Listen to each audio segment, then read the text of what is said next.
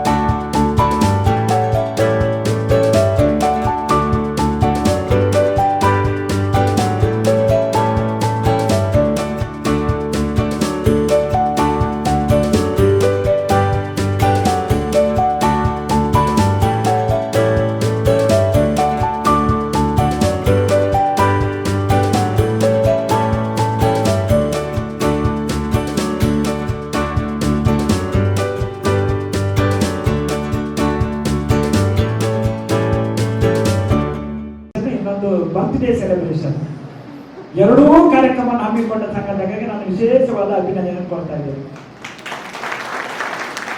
ಯಾಕಂದ್ರೆ ಇದೊಂದು ಒಳ್ಳೆ ಆಪರ್ಚುನಿಟಿ. ಯಾಕಂದ್ರೆ ನಮ್ಮ ನಿರ್ದೇಶಕರಾದ ಡಾಕ್ಟರ್ ಸುಶೀಲ್ ಜತನ್ನ ನನಗೆ ತುಂಬಾ ಅತ್ಯಂತ ಆತ್ಮೀಯವರು. ಅವರು ಈ ಉಡುಪಿಗೆ ಬಂದ ದಿನದಿಂದ ಅತ್ಯಂತ ಆತ್ಮೀಯನಾಗಿದ್ದುಕೊಂಡು ಪ್ರತಿಯೊಂದು ವಿಚಾರಗಳಲ್ಲಿ ಅವರ ಮತ್ತೆ ನನ್ನ ಕಷ್ಟ ಸುಖಗಳನ್ನು ಒಬ್ಬರಿಗೊಬ್ಬರು ಹಂಚಿಕೊಳ್ತಾ ಇದ್ದೇವೆ.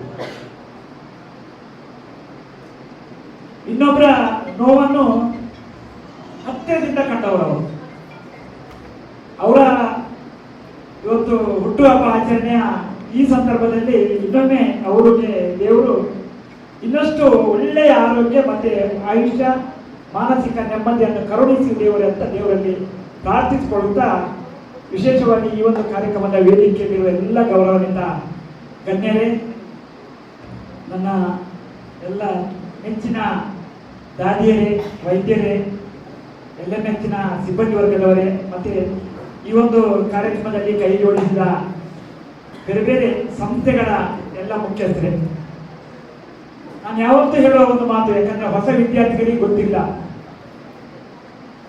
ನನ್ನ ಹುಟ್ಟಿದ ಜಾಗ ಮಿಷನ್ ಹಾಸ್ಪಿಟಲ್, ಲೊಂಬಾರ್ಡ್ ಮೆಮೋರಿಯಲ್ ಆಸ್ಪತ್ರೆ. ನಾನು ಕಣ್ಣು ತೆರೆದಾಗ ಅಮ್ಮ ನಾನು ಮತ್ತೆ ನೋಡಿದ್ದು, ಮೊದಲು ದಾದಿಯನ್ನು ನೋಡಿದ್ದೆ.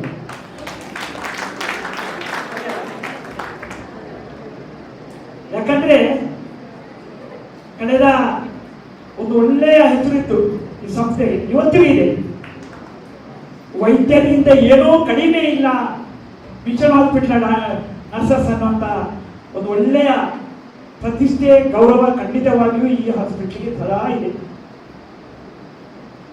ಒಳ್ಳೆಯ ಸೇವೆಯನ್ನು ನಿರಂತರವಾಗಿ ತಾವೆಲ್ಲ ಕೊಡ್ತಾ ಇದ್ದೀವಿ. ನನ್ನ ವೃತ್ತಿ ಜೀವನದಲ್ಲಿ ಸುಮಾರು 40-45 ವರ್ಷಗಳ ಕಾಲ ಅತ್ಯಂತ ಬಾಲ್ಯದಲ್ಲೇ ನಾನು ನನ್ನ ವೃತ್ತಿ ಜೀವನಕ್ಕೆ ಬಡಗಬೆಟ್ಟು ಕೇರ್ ಕಾಂಪೌಂಡ್ ಸೊಸೈಟಿ ಮುಖಾಂತರ ನನ್ನ ಸೇವೆಗೆ ಸೇರಿದೆ. ಅವತ್ತಿನಿಂದ ಇವತ್ತಿನವರೆಗೆ ಲಂಬಾರ್ಡ್ ಮೆಮೋರಿಯಲ್ ಆಸ್ಪತ್ರೆಗೂ ನಮಗೂ ಅವಿನಾಭಾವ ಸಂಬಂಧ, ನಿಕಟವಾದ ಸಂಬಂಧ. ನಾನು ಕಂಡುಕೊಂಡಂತೆ ಇಲ್ಲಿ ವೈದ್ಯರು ಒಳ್ಳೆ ರೀತಿಯ ಸೇವೆ ಕೊಡ್ತಾರೆ, ಅದರ ಬಗ್ಗೆ ಮಾತಾಡಲ್ಲ, ಎರಡು ಮಾತಿಲ್ಲ. ದಾದಿಯರು ನಾವು ಬೇರೆ ಬೇರೆ ಇವತ್ತಿನ ಆಸ್ಪತ್ರೆಯ ಸಿಬ್ಬಂದಿ ವರ್ಗದವರು ಇರ್ಬೋದು ಅಥವಾ ಅಲ್ಲಿಯ ವ್ಯಾವಹಾರಿಕ ಇರ್ಬೋದು, ಅದೆಲ್ಲ ಗಮನಿಸುವಾಗ ಇವತ್ತಿಗೂ ಕರ್ನಾಟಕ ರಾಜ್ಯದ ಯಾವುದೇ ಮೂಲೆ ಹೋಗಲಿ ಅಥವಾ ಪ್ರಪಂಚದ ಯಾವುದೇ ರಾಜ್ಯಕ್ಕೆ ಹೋಗಲಿ, ಅಲ್ಲಿ ನಾವು ಈ ಕರಾವಳಿ ಜಿಲ್ಲೆಯವರು ಮಾತನಾಡುವಾಗ ಒಂದು ಹೆಸರು ಲಂಬಾರ್ಡ್ ಮೆಮೋರಿಯಲ್ ಆಸ್ಪತ್ರೆಯ ಹೆಸರು ಯಾವತ್ತೂ ಬರ್ತಾ ಇದೆ. And I'm so grateful that God has given people like you for me to work with. So I'm grateful to God. Having said that, today, as I said, is International Nursing Day. International Nurses Day is a celebration on the 12th of May every year. And the 12th of May signifies an important date in nursing history. Can you tell me what it is? Of course, you should know that. It's a birthday of Florence Nightingale, who revolutionized nursing care across the world. But if I ask you, at least one or two people who revolutionized nursing care in India, there are two people in Indian history of nursing who are said to have revolutionized nursing care and professional standards. One is Rajkumari Amrita Kaur. Now, she was not a nurse. She was the first Indian health minister after independence. And she was responsible even for setting up the Indian Nursing Council. Not only that, All India Institute of Medical Science, and she taught better regulations, standards in nursing education and nursing health, and including public health nurses as well. The second person is Kamalabai Hospet.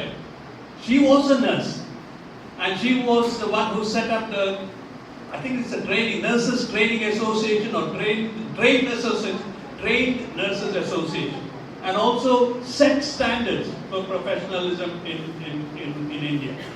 But then you, as nurses, don't always get the credit you deserve, because most of the time, patients, when they look up at doctors. But how much time does a doctor spend with a nurse? Sorry, with the, sometimes they spend too much time with the nurses, but I'm not going to go there. But how much time does a doctor spend with the patient? 5 or 10 minutes, to be honest. Only so much. It's the nurses who spend most of the time. When the patient is scared, they sit with the patient. When the patient is in pain, they hold their hands. When they are bereaved, they comfort them.